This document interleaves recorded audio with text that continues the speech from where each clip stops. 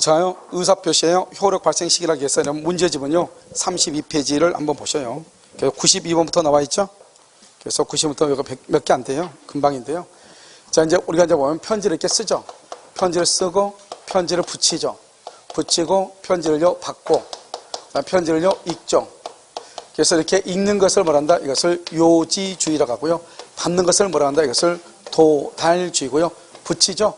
붙이는 것을 뭐라 한다? 이것을 발신주의라고 하고요. 쓰는 것을 뭐라 한다? 이것을요 표백주의다. 이렇게 얘기하죠. 표백주의요.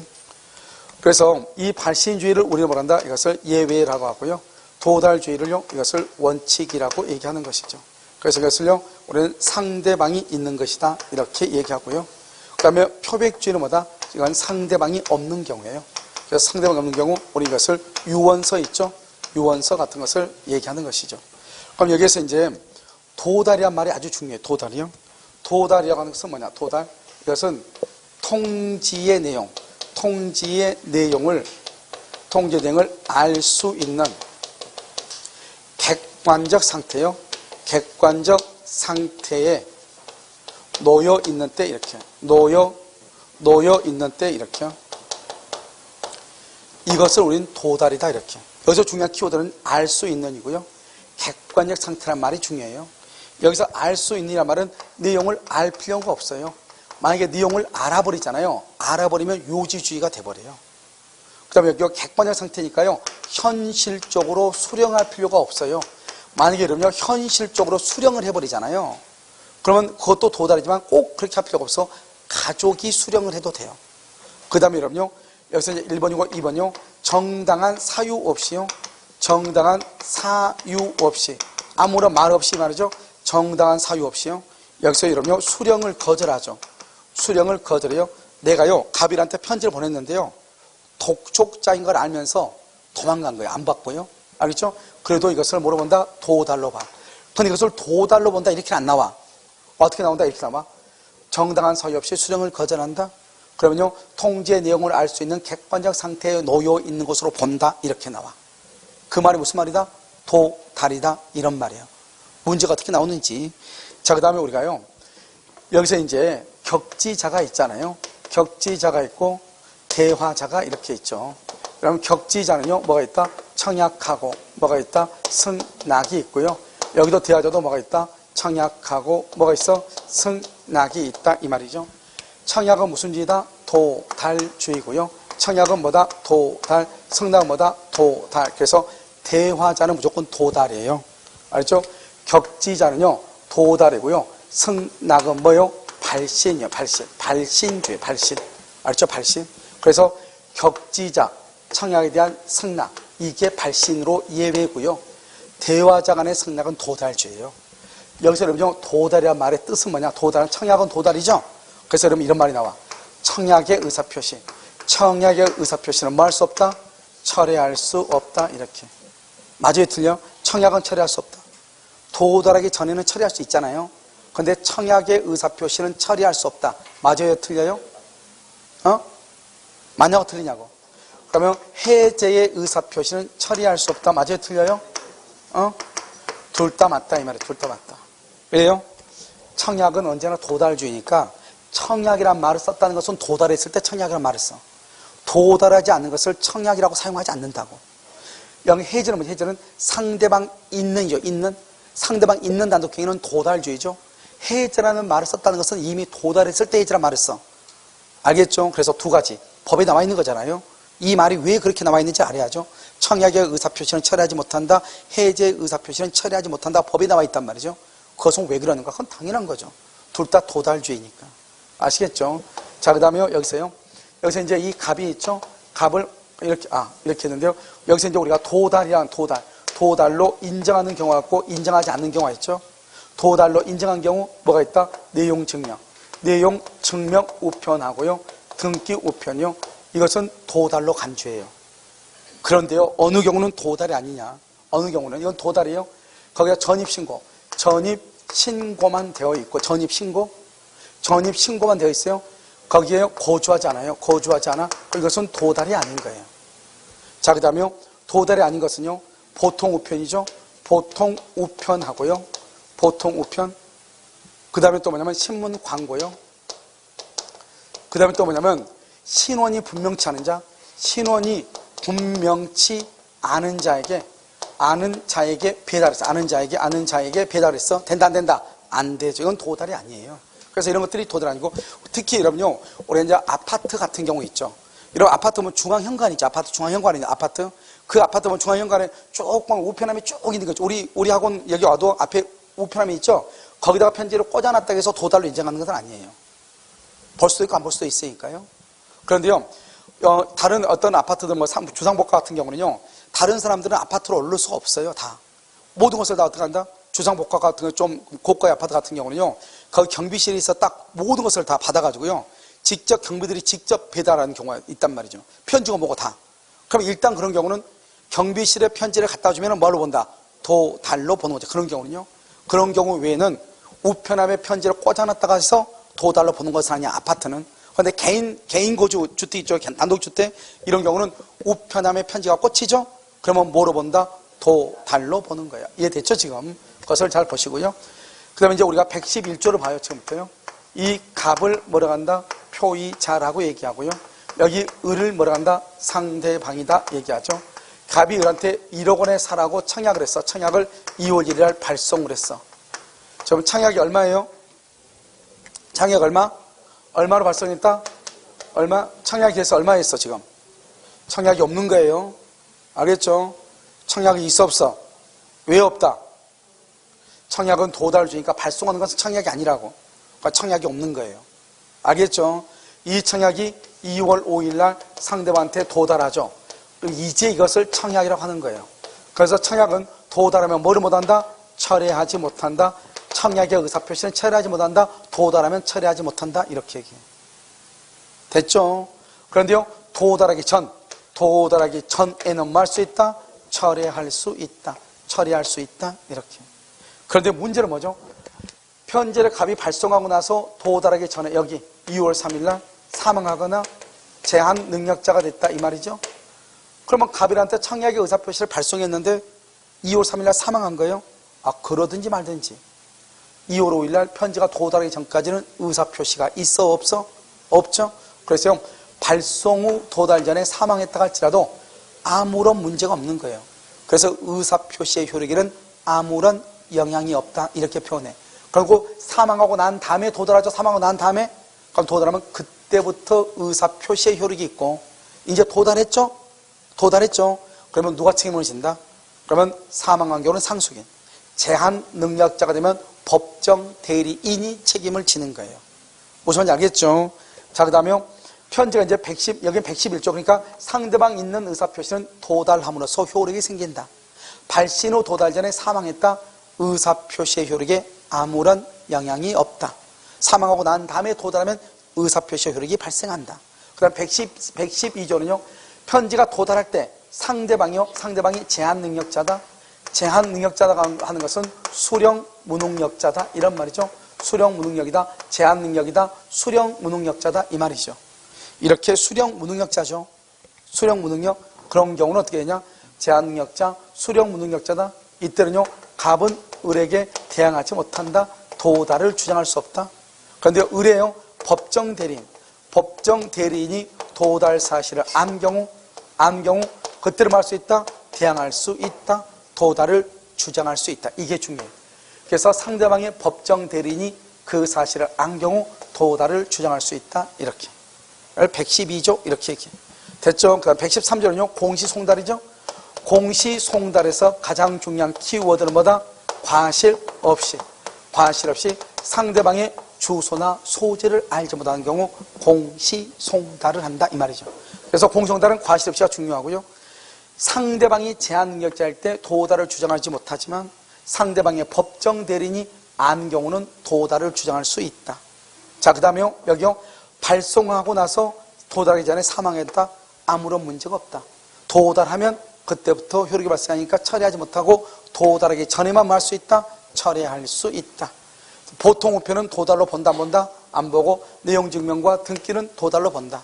전입 신고가 되어 있고 실제 고지하지 않는다. 도달로 보지 아니한다. 격지자가 있어서 청약에 대한 승낙은 발신주의다. 그럼 여기서 우리가 이제 발신주의가 6개가 있어요. 발신주의 이것 빼고는 나머지는 다 도달주의다 이 말이죠. 그럼 발신주의 6개 뭐가 있어? 무권대리. 딱 암기해. 무권대리에서 상대방의 최고. 그 다음에 제한능력자.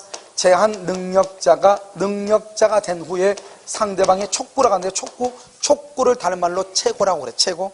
그 다음에 우리는 사원총회 소집통지, 사원총회 소집통지에 관한 것. 그 다음에 여기요 격지자 있어. 격지자 간에 있어서 청약에 대한 뭐다? 승낙. 이렇게 기본적으로 4가지는 무조건 일단 암기하고 여기다가 2가지를 더 암기하면, 이러면 혹시 우리가 채권법에서 보면 계약의 성립에서 보면 지연의 통지란 말이 나오죠. 지연의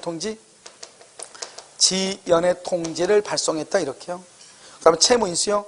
채무인수에 있어서 채권자의 승낙의 의사표시를 발송이다 이 말이죠. 채무인수에서 지연의 통지 이렇게, 채무인수 이렇게. 이것 2가지는 시험에 나올 가능성이 거의 없고요. 여기서 시험에 나올 가능성이 많다. 무권대리 제한능력자. 다시 뭐라고? 무권대리 제한능력자, 사원총회, 그 다음에 격지자간, 대화자 안 돼. 격지자간에 있어서 청약에 대한 승낙. 그래서 여러분 유학책 같은 거 보면 자세히 나와 있어. 자요, 그래서요, 여러분요, 지금부터 이제 이걸 가지고 이제 한번 본다 이런 말이죠.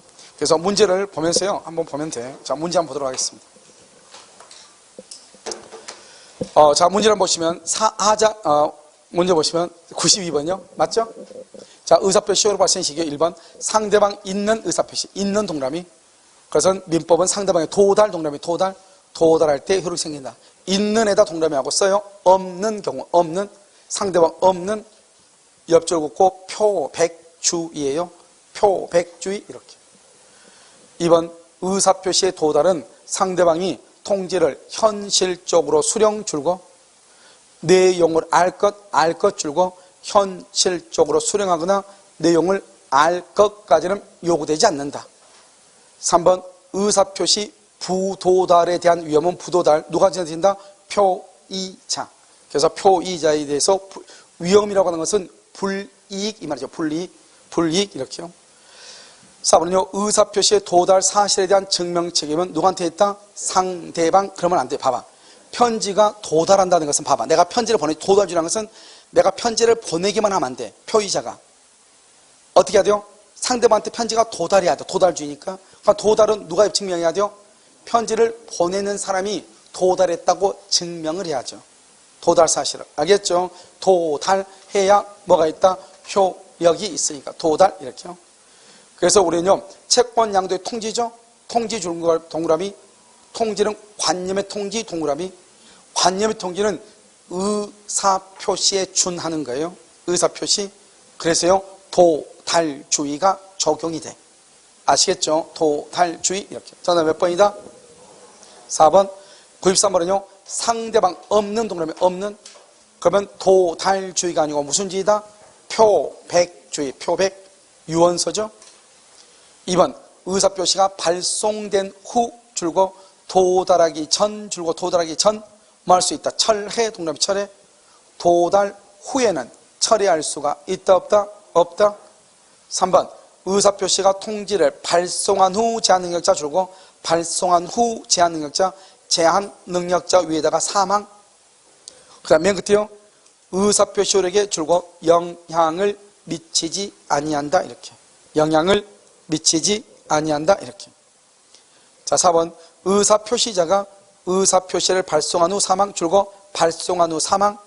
그 의사표시가 상대방에게 뭐라면 도달하면 효력이 만다 생긴다. 그래서 도달하면 효력이 생긴다. 그 다음에 5번은요 의사표시가 도달한 후에는 표의자의 상대방의 일을 요지하기 전이라도 표의자는 이를 뭐 하지 못한다? 철회하지 못한다. 줄과 도달 후, 도달된 후, 맨 끝에 철회하지 못한다. 이렇게. 처리하지 못한다. 이렇게. 됐죠? 정답 몇 번이요? 1번이에요. 자요, 94번이요. 1번. 의사표시가 기재된 줄과 내용 증명 우편물이요. 반송되지 않죠? 맨 끝에 송달되었다. 송달만 동그라미요.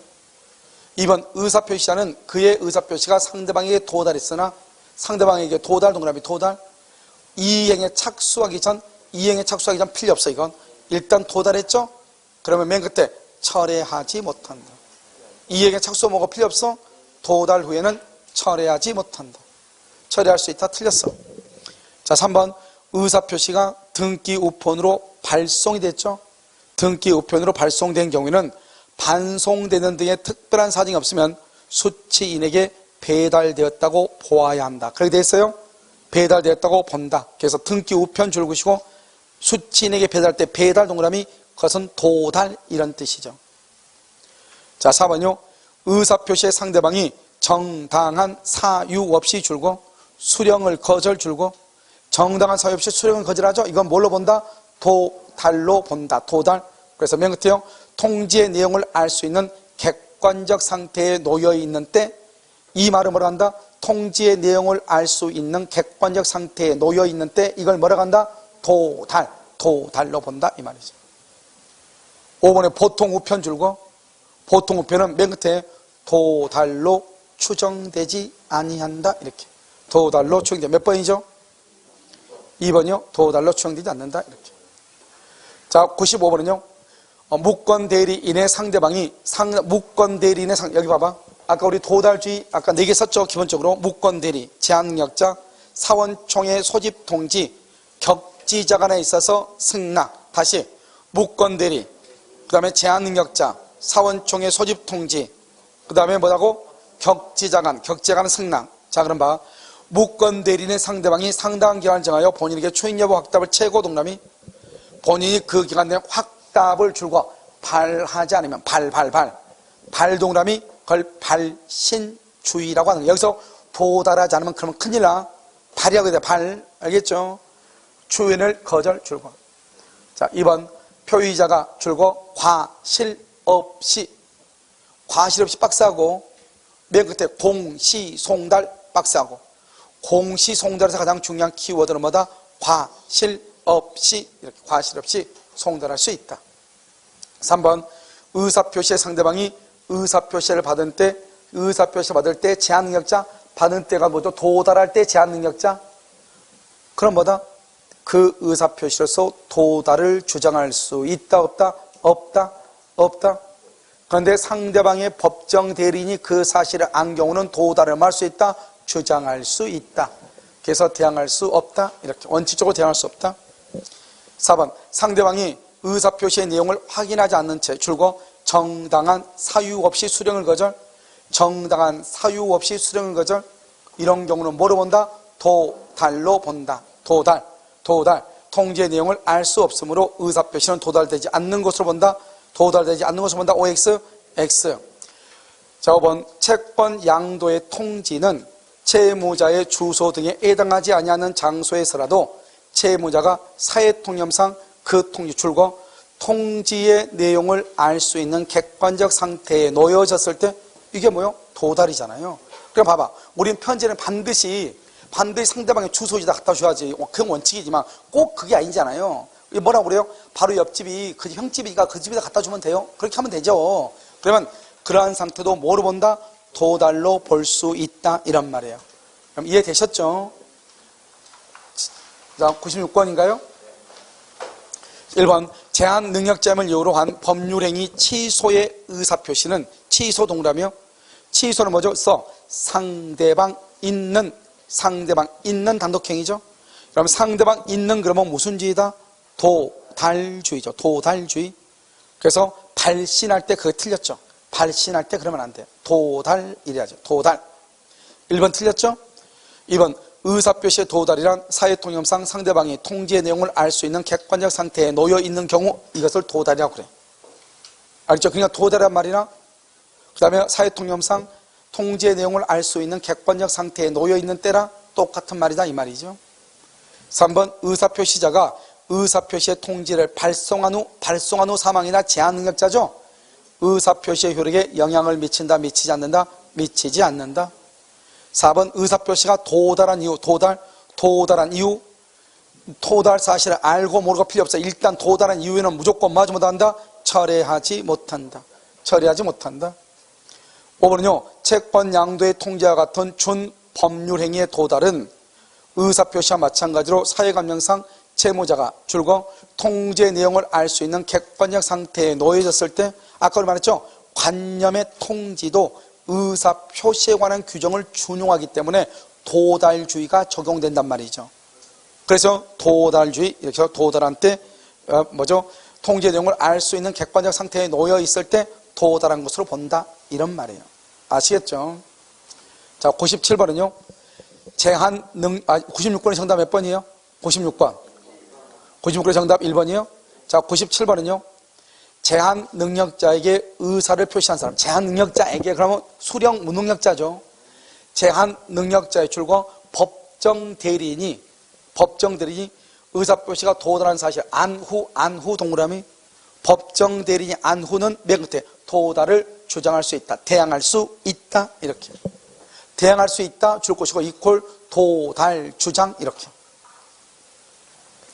그 다음에 2번, 격지자 간의 계약 성립에 있어서 격지자, 승낙은 뭐다? 격지자 줄 것이고, 승낙 동그라미, 도달 X. 무슨 주의다? 발신주의다. 3번, 공시송달을 함에 있어서 표의자는 상대방을 알지 못하거나 그 소재를 알지 못하는데 뭐가 없어야 돼? 과실이 없어야 줄고. 공시송달에서 가장 중요한 키워드가 뭐예요? 과실 없이, 이렇게. 4번, 아파트 경비원이 집배원으로부터 우편물을 수령한 후 이를 아파트 공동 출입구에 우편함에 넣어두었다. 뭐라고요? 경비원이 아파트 공동 출입구 줄거 공동 출입구 우편함에 넣어두었다. 이것은 맨 끝에 수치하였다고. 그 말은 뭐죠? 맨 끝에 우편물을 수치란 말은 도달했다고 추단할 수 있다, 없다? 없다. 알겠죠? 5번, 매매의 청약이 상대방에게 도달하죠. 도달. 청약은 무슨 주의다? 도달주의죠.